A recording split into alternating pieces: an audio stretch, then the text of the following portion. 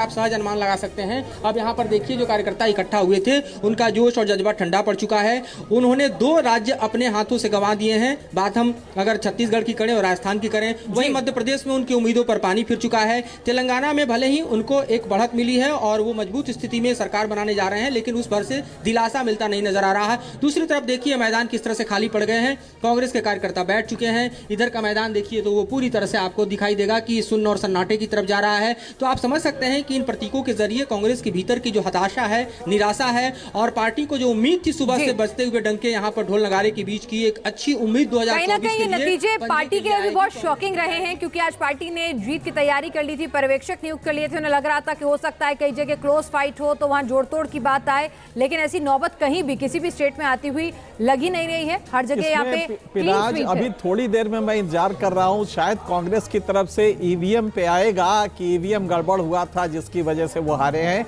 अभी तक आया नहीं है, लेकिन मुझे लगता है कि आने वाले कुछ नहीं, तेलंगाना जीत रहे हैं सर, शायद इसलिए ना आया हो। छत्तीसगढ़ में मुकाबला बराबरी का है, शायद इसलिए ना आ रहा हो। लक्ष्मीकांत वाजपेयी जी, ठीक है, आपने कहा छत्तीसगढ़ में ऐसे परिणाम की उम्मीद आपको नहीं थी। अच्छा है, उम्मीदों से ज्यादा अच्छा है, लेकिन 18 साल की एंटी इनकम्बेंसी खींचतान नेताओं के बीच में मध्य प्रदेश में थी, चाहे आप स्वीकारें या नहीं। उसके बावजूद भी 150 160 तक के आंकड़े पर आना, ऐसा क्या आपने सोचा था? कि आपका अनुभव कहता है कि इतना ज्यादा कोई एंटी इनकम्बेंसी तो छोड़िए, यहाँ पे प्रो इनकम्बेंसी नजर आती है कि आप 150 160 पे आ जाएंगे, ऐसी लैंडस्लाइड विक्ट्री करेंगे। ये आपने भी सोचा था? क्योंकि कहीं ना कहीं स्ट्रैटेजी आपकी भी ये थी, चेहरा आगे करें नहीं करें, सेम चेहरे के साथ जाएं।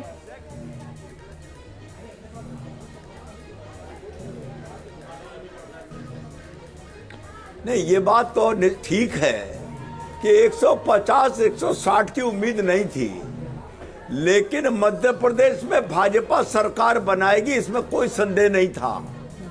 और अगर मैं कहूं तो कोई अतिशयोक्ति नहीं है कि जो स्लोगन भाजपा ने दिया कि मोदी के मन में एमपी और एमपी के मन में मोदी, नंबर 1, नंबर 2, जो देश की मध्य प्रदेश की 50% आबादी है मातृशक्ति, उसका जो विश्वास हमने अर्जित किया जी, एक माँ और एक बहन के परिवार की 5 वोटें की गुणा अगर आप कर लें मध्य प्रदेश भर में, वो हमारी जीत का बहुत बड़ा कारण बनी है। और अगर इसमें कोई शक भी नहीं है जी कि चाहे लाडली लक्ष्मी योजना हो, चाहे लाडली बहना योजना हो, हमने माताओं और बहनों का विश्वास अर्जित करने में सफलता हासिल की है। मामा और भाई ने वो कर दिखाया जो तमाम जो चुनाव विश्लेषक हैं, जो तमाम थ्योरीज हैं, उनको भी कहीं ना कहीं फेल यहाँ पे कर दिया। इनके सिंह जी, आप इन चीजों को बारीकी से समझते रहे, आंकड़ों को, डेटा को। जो डेटा निकल कर आया, जो तमाम एग्जिट पोल्स के बाद भी इंटरप्रिटेशन चल रही थी और वहां पे ग्राउंड जीरो से भी जो खबरें आ रही थी कि ऐसा भी हुआ है कि एक घर के पुरुष ने बीजेपी को वोट ना दिया हो, कांग्रेस को वोट दिया हो, लेकिन उसी घर की महिला ने कांग्रेस को वोट दिया हो, माफ कीजिएगा, और उसी घर की महिला ने बीजेपी को वोट दिया है। और ये रिफ्लेक्ट भी हो रहा है इन नंबर्स में। नहीं, ये है इंडिपेंडेंट थिंकिंग का वो जमाना। एक तो ये है कि लिटरेसी रेट बढ़ा है, महिलाएं एसर्ट करने लगी हैं। इक्का दुक्का इंसिडेंट छोड़ दीजिए तो समाज में महिलाएं एसर्ट करने लगी हैं, आर्थिक रूप से मजबूत हुई हैं और समझदारी भी बढ़ी है। और फिर जो डिलीवरी हुआ है उसमें अगर महिलाओं को कुछ मिल रहा है, जैसे कि मान लीजिए कि बेटी का अधिकार प्रॉपर्टी में, ये हर बेटी को अच्छा लगा जब बीजेपी ने ये बात कही और सुप्रीम कोर्ट का ये फैसला आया। तो मुझे लगता है कि ये सारी चीजों ने वो किया है, ऐड किया है इसको। लेकिन लक्ष्मीकांत जी जो बार बार कह रहे हैं कि बहुत उसकी वजह से हुआ है, लक्ष्मीकांत जी अगर भरोसा रहता तो नारा ये ना होता हर मोदी जी के स्पीच के बाद कि सपने नहीं हकीकत बुनते हैं, तभी तो सब मोदी को चुनते हैं। मोदी को राज्य के चुनाव में भी कहा गया कि तभी तो सब मोदी को चुनते हैं। तो आपने मोदी को नहीं छोड़ा, आपने वो विकास वगैरह सारी बातें, आज आप जीत रहे तो कह रहे, लेकिन सच पूछिए तो ये मोदी का चेहरा है जिसकी वजह से ये पूरा कुछ मिला है। वाजपेयी जी, आप रिएक्ट करेंगे एनके सिंह सर जो सवाल खड़ा कर रहे हैं?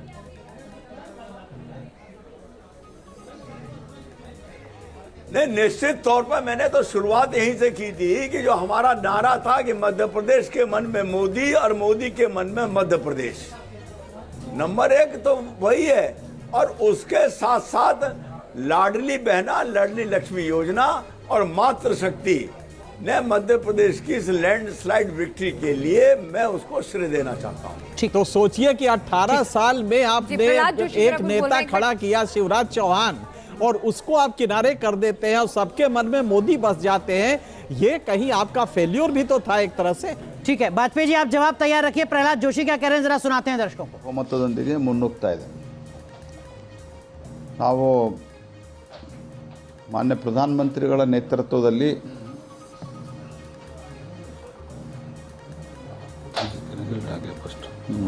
एनके वाजपेयी जी जो सवाल एनके सर ने खड़ा किया उसमें मैं एक और चीज ऐड ऑन करना चाहूं। ये तो सर आंकड़े बता रहे हैं कि कोई भी जाति फैक्टर नहीं चला, जातिगत जनगणना की बात विपक्ष कर रहा था वो भी नहीं चला। क्या हिंदुत्व का कोई फैक्टर चलता हुआ आपको नजर आया?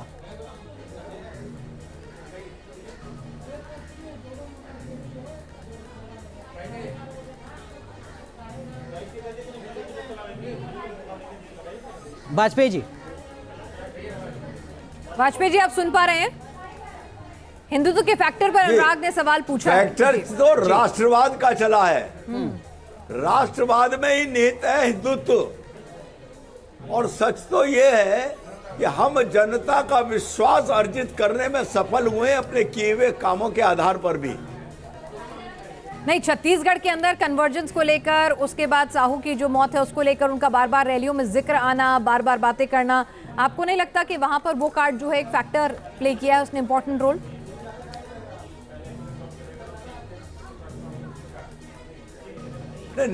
ये बात भी तय है, जहां तक छत्तीसगढ़ का संबंध है वहां बघेल सरकार ने अपने को निर्वाचित सरकार पहले से मान रखा था। उन्होंने तो जनता का विश्वास छोड़ दिया था, वो भरोसा नहीं था उनको। वो ये सोच रहे थे कि हम तो राजा हैं और राजा बने रहेंगे। जनता ने इसका जवाब दिया है कि राजा हम बनाते हैं, राजा अपने आप नहीं बनता। राहुल देव सर, यही सवाल जो वाजपेयी जी से मैं पूछ रहा था आपसे भी समझना चाहूंगा। क्या आपको लगता है कि उत्तर भारत के इन 3 राज्यों में इस चुनाव में कोई हिंदुत्व का कार्ड चलता हुआ नजर आया, या आपको यह भी लगता है कि जाति फैक्टर का ना चलना इंडिया गठबंधन के लिए एक बड़ा सेटबैक है? देखिए, कोई भी एक तत्व नहीं होता जिसके कारण चुनाव हारे या जीते जाते हैं। तो इस भाजपा की जीत में भी ये मैं कहूँगा कि एक तत्व हिंदुत्व का निश्चित रूप से था। अब वो हिंदुत्ववादी राष्ट्रवाद है, हिंदुत्व ही राष्ट्रवाद है, राष्ट्रीयता है। ये जो बीजेपी ने पूरा एक अपना वैचारिक वितान खड़ा किया है, वो एक अंडर करेंट के रूप में पूरे चुनाव में सारे प्रदेशों में था जी। कई जगह तो बहुत खुलकर ध्रुवीकरण की कोशिशें हुई, राजस्थान में हुई, प्रधानमंत्री ने स्वयं की हुई, वहां पर भी छत्तीसगढ़ में भी हुई और सभी जगह हुई। वहां पर स्थानीय नेताओं ने जिस तरह के बयान दिए तो उसमें हिंदुत्व की बात और उन्हीं उसी को प्रमुखता देने की बात राहुल देव सर, रही। माफ कीजिए आपको रोक रहा हूं। क्या अगर कांग्रेस 72 और बीजेपी 156 मध्य प्रदेश में, राजस्थान में कांग्रेस 70 और बीजेपी 116, ये जो टैली है, क्या इसका मतलब ये है कि हिंदुत्व भले चला हो लेकिन जाति तो कम से कम नहीं चली? 2/3 बहुमत के साथ बीजेपी अगर आगे बढ़ रही है तो?